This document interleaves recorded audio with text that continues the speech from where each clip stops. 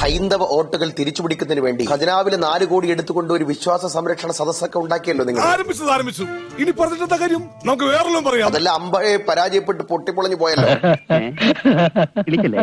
വീണ്ടും വീണ്ടും അയ്യപ്പനെ പറ്റിക്കാൻ നിങ്ങൾ വല്ലാതെ പരിശ്രമിക്കുന്നത് കണ്ടപ്പോ അയ്യപ്പൻ തന്നെ കട്ടവന്മാരെ കൈയുടനെ പിടികൂടി ജനങ്ങളെ ഏൽപ്പിച്ചു. കുനിഞ്ഞ മർമ്മ അടിച്ചോണ്ട് പോണ നാടല്ലേ പിള്ളേച്ച. അയ്യപ്പന്റെ പവർ എന്താണെന്ന് ജനം തിരിച്ചറിഞ്ഞു. കട്ടള കട്ടവനെയും സ്വർണപ്പാളി കട്ടവനെയും കള്ളം കാണിച്ചവനെയും പിന്നെ കള്ളത്തരം കാണിച്ചവനെയും കമ്മ്യൂണിസ്റ്റുകളെയും സകലവനെയും അയ്യപ്പനെടുത്ത് പുറത്തിട്ടു. അയ്യപ്പൻ കയ്യാമം വെച്ച് അകത്താക്കി. അപ്പൊ അയ്യപ്പന് പവർ ഉണ്ടെന്ന് മനസ്സിലായി. അയ്യപ്പന്റേതാണ് പവർ, പിണറായിയുടേതല്ല പവർ എന്ന് ജനത്തിന് മനസ്സിലായി. എന്താ പറഞ്ഞത് ശരിയല്ലേ? ഇനി ഇവരുടെ ദേവസ്വം ബോർഡ് അഹമ്മദില്ലേ അവൻ കാണിച്ചത്? നാലാളറിയിട്ട് അവൻ മഹാ തെമ്മാടിയാണെന്ന് നിങ്ങൾ ആലോചിക്കണം. കഴിഞ്ഞ ലക്ഷക്കണക്കിന് ആളുകൾ വന്ന് വലിയ അഹങ്കാരമായിട്ട് പറയുന്നുണ്ടല്ലോ, കക്കാൻ നിങ്ങൾക്ക് ദേവസ്വം ബോർഡ് വേണമല്ലോ. കിലോ കണക്കിന് സ്വർണം അടിച്ചു മാറ്റിക്കൊണ്ടും പോയല്ലോ സഹക്കന്മാര്. ആരും അറിയത്തില്ല. ഇനിയിപ്പോ എന്തറിയാനാ, ഇപ്പോഴേ അറിഞ്ഞു കാണുമല്ലോ. ആ വരുന്ന ആളുകൾക്ക്, ക്യൂ നിൽക്കുന്ന ആളുകൾക്ക് പച്ചവെള്ളവും പിന്നെ ഒരു ചെറിയ ബിസ്ക്കറ്റ് കവർ കൊടുക്കാൻ ഗതിയില്ലാത്തവരാണ് നിങ്ങളുടെ ദേവസ്വം ബോർഡ്. ലക്ഷക്കണക്കിന് പിന്നെ അന്യ സംസ്ഥാനത്തിലെ ആളുകളാണ് മാല ഊരി പല അമ്പലങ്ങളിൽ പിന്നെ പോയി പിന്നെ ശരണം വിളിച്ചിട്ട് തിരിച്ചു പോയത്. പോലീസ് അവരെ പിറകെ പോയിട്ട് വരൂ, തിരിച്ചു വരൂ എന്ന് പറയേണ്ട അവസ്ഥ കേരളത്തിലുണ്ടായി. അവിടെ വരുന്ന പാവപ്പെട്ടവർക്ക് അവരുടെ പണം കൊണ്ടാണ് ഇതെല്ലാം ചെയ്യുന്നതെന്ന് ആലോചിക്കണം. അവരുടെ പണമാണ് കക്കുന്നതെന്ന് ആലോചിച്ച് നോക്കണം. നാട്ടുകാരുടെ ഭാഗ്യദോഷം അല്ലാതെ എന്ത് പറയാനാ? അല്ലേ സാറേ? ആ കട്ടെടുത്ത് കൊണ്ടുപോയിട്ട് അതിൽ നിന്നൊരു അല്പം എടുത്ത് ഒരു പിന്നെ കവർ ബിസ്ക്കറ്റും ഒരു കുപ്പി വെള്ളവും കൊടുത്ത് ഒരു വിരിവിരിക്കാനുള്ള സ്ഥലവും കൊടുക്കാൻ ഗതിയില്ലാത്തവന്മാരാണ് ഇപ്പോ അയ്യപ്പനെ പുകഴ്ത്താൻ വന്നിരിക്കുന്നത്. നാണമില്ലേ നിങ്ങൾ? പറഞ്ഞത് കേട്ടോടാ, അന്തസ് വേണോടാ, അന്തസ്. വാസു കട്ട കമ്മ്യൂണിസ്റ്റ് ആണെന്ന് കഴിഞ്ഞ ചർച്ചയിൽ ഞാൻ പറഞ്ഞു. 2 തവണ പഞ്ചായത്ത് പ്രസിഡന്റ് ആയിരുന്ന ആളാണ്. PK ഗുരുദാസന്റെ പ്രൈവറ്റ് സെക്രട്ടറി ആയിരുന്ന ആളാണ്. പിന്നെ വല്ലാത്ത ആവേശത്തോടുകൂടി കമ്മീഷണറാക്കിയ ആളാണ്. കമ്മീഷണർ സ്ഥാനത്ത് നിന്നും നേരിട്ട് ആദ്യമായിട്ട് പ്രസിഡന്റ് ആയ ആളാണ്. കട്ട കമ്മ്യൂണിസ്റ്റ് ആണ് വാസു. അത് ശരി. ആരാണ് ഈ പത്മകുമാർ? പത്മകുമാർ എങ്ങനെ വന്നു അവിടെ? പത്മകുമാർ വളരെ പരമസാത്വികനായിരുന്ന ശ്രീ പ്രയാർ ഗോപാലകൃഷ്ണൻ പമ്പയിൽ നടന്ന ഒരു അവലോകന യോഗത്തിൽ മുഖ്യമന്ത്രി ശ്രീ പിണറായി വിജയന്റെ മുഖത്ത് നോക്കി പറ്റില്ല എന്ന് ആ സാത്വികൻ പറഞ്ഞു. എന്റെ ഉള്ളിലുണ്ട് സത്യവും ധർമ്മവും നീതിയും ദാഹിക്കുന്ന ഒരു പിറ്റേന്ന് തന്നെ 3 കൊല്ലം കാലാവധി ഉണ്ടായിരുന്ന ബോർഡിനെ പിരിച്ചുവിട്ടു. 2 കൊല്ലമാക്കി. എന്നിട്ട് പാരിതോഷികം പോലെ കൊണ്ടുവന്നാക്കിയ ആളാണ് ശ്രീ പത്മകുമാർ. ഇനി ഇങ്ങനെയൊക്കെ പാടില്ല. മനസ്സിലായില്ലേ? പ്രയാർ ഗോപാലകൃഷ്ണന്റെ ശാപം പത്മകുമാറിന് പിണറായി വിജയന്റെ മുകളിൽ ഇടുത്തിയായിട്ട് വീണോണ്ടിരിക്കുക. എന്റെ ഈശ്വര, എന്റെ ജീവിതത്തിൽ ഞാൻ ഇങ്ങനെ ഒരു പുലിവാൽ പിടിച്ചിട്ടില്ല. ശ്രീ ഷഫീർ ഇപ്പൊ പതിച്ചത് ഇവൻ നമ്മക്ക് പണിയുണ്ടാക്കുമെന്നാണ് തോന്നണം. അന്തപുരത്തിൽ പലരും തീയിട്ടതും പല അന്വേഷണ ഏജൻസികൾ നോട്ടീസ് അയച്ചതും ED അയച്ചതും CBI അയച്ചതും പിന്നെ അതിനകത്ത് ഇപ്പൊ ഏറ്റവും അവസാനം SFI അയച്ചതെന്ന് നിങ്ങൾ അറിയുന്നില്ല. ഇത് വടി കൊടുത്ത് അടി വാങ്ങുന്ന പരിപാടിയാണല്ലോ ബാബു. ആദ്യം വാസുവാണ് ഇതിന്റെ പിന്നിലെന്ന് തെളിഞ്ഞു. അതിനുശേഷം വാസുവിന്റെ മൊഴിയും ഈ വാസുവിന്റെ പ്രൈവറ്റ് സെക്രട്ടറിമാരുടെ മൊഴിയും ഈ പത്മകുമാറിന്റെ ഡ്രൈവറുടെയും പ്രൈവറ്റ് സെക്രട്ടറിമാരുടെ മൊഴിയും എല്ലാം കൂടി SIT ശേഖരിച്ചു. എന്താണ് സംഭവം? ഈ SITയുടെ റിമാൻഡ് റിപ്പോർട്ട് തന്നെ ആധികാരികമായിട്ട് എടുക്കാം. അത് നിങ്ങൾക്ക് എടുക്കാമല്ലോ. റിമാൻഡ് റിപ്പോർട്ടിൽ പറയുന്നത് കവർച്ച ആസൂത്രണം ചെയ്തത് പത്മകുമാറാണെന്നതിന് തെളിവുണ്ട്. 2 കട്ടടപ്പാളികൾ, സ്വർണത്തിൽ പൊതിഞ്ഞ കട്ടടപ്പാളികൾ മാറ്റി പൂശാൻ എന്ന പേരിൽ ഇളക്കി മാറ്റിയതിന് ഉത്തരവ് കൊടുത്തതിന്റെ പുറകിൽ പത്മകുമാറിന്റെ തിടുക്കം. Remand report. അപ്പൊ ഇതിനകത്ത് എന്തോ ചുറ്റിക്കളി ഉണ്ടല്ലോ. എന്ത് ചുറ്റിക്കളി? ഒരു ചുറ്റിക്കളി ഇല്ലല്ലേ? ശരി. 2 പോറ്റിയെ നട്ടുനനച്ചു വളർത്തിയത് പത്മകുമാർ. എനിക്കൊന്നും അറിയാൻ മേലടോ, എന്റെ തല ചുറ്റുന്നു. ഒരു ദേവസ്വം ബോർഡ് അംഗത്തെ പോലെ പത്മകുമാറിന്റെ റൂമിൽ താമസിച്ച് അടക്കി വാണ് ഭരിക്കുകയായിരുന്നു ഈ ഉണ്ണികൃഷ്ണൻ പോറ്റി. അങ്ങനെ പറയരുത്. പിന്നെങ്ങനെ പറയണം? ഉണ്ണികൃഷ്ണൻ പോറ്റിയെ നട്ടുനനച്ചു വളർത്തിയത് പത്മകുമാർ.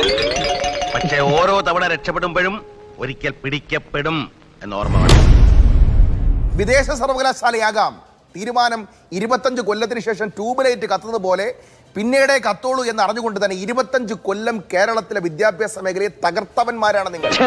ഇത് ഇത്രയും വലിയ കുരിശാവെന്ന് ഞാൻ ഓർത്തു. ഇവിടുത്തെ കുട്ടികൾ മുഴുവൻ ഇപ്പൊ കാനഡയിലേക്കും ഓസ്ട്രേലിയയിലേക്കും അമേരിക്കയിലേക്കും ഇവിടുന്ന് +2 കഴിഞ്ഞ ഉടനെ ഓടുന്നുണ്ടെങ്കിൽ അതിന് കാരണക്കാർ നിങ്ങളുടെ ഒറ്റ സംഘടന, നിങ്ങളുടെ കൊടിയുമാണ്.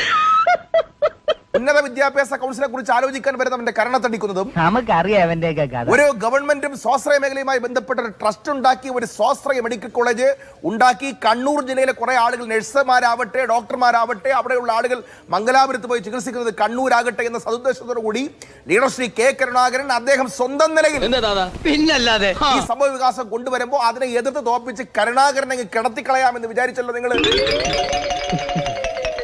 നിങ്ങൾ മുമ്പില് പിണറായി വിജയൻ നിങ്ങളുടെ എം പി പിന്നെ ജയരാജനും കൂടി 40 ദിവസം സകലമാന വഴികളും അടച്ചുകൊണ്ട് പരിയാരം മെഡിക്കൽ കോളേജിന്റെ ഉദ്ഘാടനം നടത്താൻ സമ്മതിക്കില്ലെന്ന് പറഞ്ഞല്ലോ. പുറകില് തേക്കൻകാട് മൈതാനി, അവിടുത്തെ പിന്നെ തോട്ടം മൊത്തം മുറിച്ചു മാറ്റി 1 മണിക്കൂർ കൊണ്ട് തൃശ്ശൂർ എന്ന ഹെലികോപ്റ്ററിൽ പറന്നിറങ്ങി AR ആന്തുലയുടെ മുമ്പ് നിർത്തിക്കൊണ്ട് കെ കരുണാകരൻ ഉദ്ഘാടനം ചെയ്ത് നിങ്ങളെ ഇളിഭ്യരാക്കിയതും ചരിത്രത്തിന്റെ ഭാഗമാണ്. പുതിയ ഷർട്ടൊക്കെ വാങ്ങിച്ചു എന്നെ കൊണ്ടുവന്നപ്പോഴേ എനിക്ക് തോന്നി ആ കാലായിരിക്കും. പത്മനാഭൻ കമ്മീഷൻ റിപ്പോർട്ടിന്റെ പുറത്ത് നിങ്ങൾ ഉദ്യോഗസ്ഥന്മാരെ കൊടുക്കാൻ ഒരുപാട് ശ്രമിച്ചു, അതൊന്നും വിലപ്പെട്ടില്ല. എം വി രാഘവനെ കൊടുക്കാൻ ശ്രമിച്ചു, ഒന്നും നടന്നില്ല. എല്ലാം കോടതിയിൽ നിന്ന് നിരാശ മാത്രമേ അതിനെ കുറിച്ചുള്ളൂ. എന്നെ കുത്തുവാളടിപ്പിച്ച നീയൊക്കെ അടങ്ങോളൂ. കൂത്തുപറമ്പിൽ നഷ്ടം നിങ്ങൾക്കാണ്, ചരിത്രം നിങ്ങൾക്കെതിരാണ്. SFIയുടെ മുദ്രാവാക്യം നഷ്ടപ്പെട്ടത് അവിടെയാണ്. നിങ്ങളെ സ്വാശ്രയ മേഖലയും സർക്കാർ മേഖലയും കൂടി തുടങ്ങുന്ന സംരംഭങ്ങൾക്ക് നിങ്ങൾ എതിരാണെങ്കിൽ നിങ്ങൾക്ക് വിഴിഞ്ഞത്തെ ടർഫ് ഉദ്ഘാടനം ചെയ്യുമ്പോൾ ഉദ്യോഗസ്ഥന്മാരുടെ ഇടയിലെ യോഗത്തിലേക്ക് കൊണ്ടുപോയി ഭാര്യയെയും മകളെയും ചെറുകുട്ടിയെയും ഇരുത്തിയ മുഖ്യമന്ത്രിയുടെ ആ വലിയ നാടകമുണ്ടല്ലോ, ആ കുടുംബ പുരാണം. അങ്ങനെ പറയരുത് സാർ, അവരൊരു ആദർശത്തിന്റെ പേരിൽ ഒരു ട്രസ്റ്റ് ആണെന്നുള്ള രീതിയിലുള്ള ആ ഒരു ഞാനും എന്റെ അപ്പനും പിന്നെ സാവിത്രിയും കൂടിയുള്ള ആ ട്രസ്റ്റ് എന്നുള്ള സങ്കല്പമുണ്ടല്ലോ. വിഴിഞ്ഞത്ത് ടർഫ് ഉദ്ഘാടനത്തിന്റെ തലേ ദിവസം 12-ൽ പരം വരുന്ന IAS ഉദ്യോഗസ്ഥന്മാരുടെ ഉന്നതല യോഗത്തിലേക്ക് ഭാര്യയെയും മകളെയും ചെറുകുട്ടിയെയും കൊണ്ടുവന്നിരുത്തിയ പിണറായി വിജയനോട് പറഞ്ഞാൽ മതി കേട്ടോ, ഞങ്ങളോട് വേണ്ട. അങ്ങനെ പറയരുത്, പിന്നെ എങ്ങനെ പറയണം? കാർട്ടൺ ഇന്ത്യ എന്ന് പറയപ്പെടുന്ന കമ്പനിക്ക് വേണ്ടി കോടികളുടെ കരാറാണ് കണ്ണൂർ ജില്ലാ പഞ്ചായത്ത് പ്രസിഡന്റായിരുന്ന ശ്രീമതി PP ദിവ്യ നടത്തിയത്.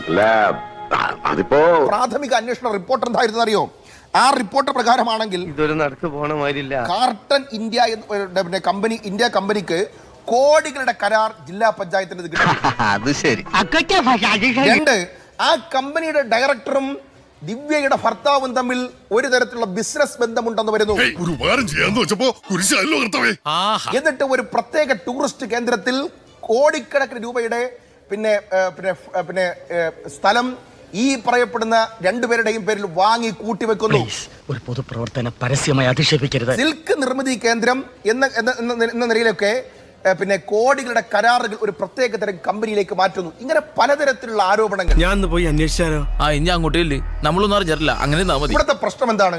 കള്ളത്തരവും കൊള്ളത്തരവും നടത്തി, ഭൂമി കച്ചവടം നടത്തി, ഈ ഭരണത്തിന്റെ തണലിൽ RDO ഉൾപ്പെടെയുള്ള ആളുകളെ കൊന്നു തള്ളാൻ വേണ്ടിയിട്ട് വാക്കുകൾ ഉപയോഗിച്ച് ആ കേസും അട്ടിമറിച്ച് ഞാനെന്ത് പറയാനാ, കലികാല വൈഭവം. കേരളത്തിന്റെ പൊതുസമൂഹത്തിന്റെ മുമ്പിൽ ആഭ്യന്തര വകുപ്പ് വന്നു നിൽക്കുന്നതിന്റെ കാരണം അതാണ്. അവൻ പറയുന്ന കാര്യങ്ങൾ കുറെയൊക്കെ ശരിയല്ല. 2 പ്രതിനിധികളും 10 മിനിറ്റ് വീതം എടുത്ത് നട്ടാൽ കുരക്കാത്ത പല നുണകളും, അതിലേറിയ പങ്കും കോൺഗ്രസ് പ്രതിനിധികളാണെന്നുള്ളതാണ് പ്രത്യേകത.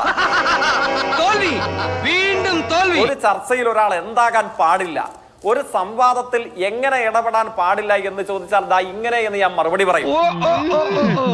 ഞാൻ മറുപടി പറയുന്നു മാത്രമല്ല, ഈ ചർച്ച കാണുന്ന പ്രേക്ഷക സമൂഹത്തിന് അക്കാര്യത്തിൽ ഒരു ധാരണയുണ്ടാകും. ഞാൻ പറയുന്നു, രാഷ്ട്രീയത്തെ അല്പം കൂടെ ദാർശനികമായും ആശയപരമായും മനസ്സിലാക്കാൻ അങ്ങയുടെ അത്ര പാണ്ഡിത്യവും വലിപ്പവും അറിവും ഒന്നും എനിക്കില്ലെങ്കിലും അങ്ങ് അക്കാര്യത്തിൽ ശ്രമിക്കണമെന്ന വിനീതമായ അഭ്യർത്ഥന ഞാൻ അങ്ങയോട് നടത്തുകയാണ്. ഒരു പുണ്യാള അല്പന ഐശ്വര്യം കിട്ടിയാൽ അർദ്ധരാത്രിക്ക് ഉടപിടിക്കുന്നു കേട്ടിട്ടേ. ഒരു 6 ഇഞ്ച് നീങ്ങി ഒരു ചുവന്ന സ്വിച്ച് കാണുന്നുണ്ടോ?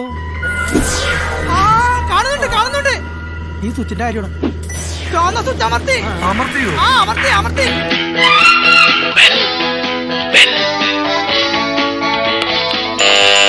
Thank you.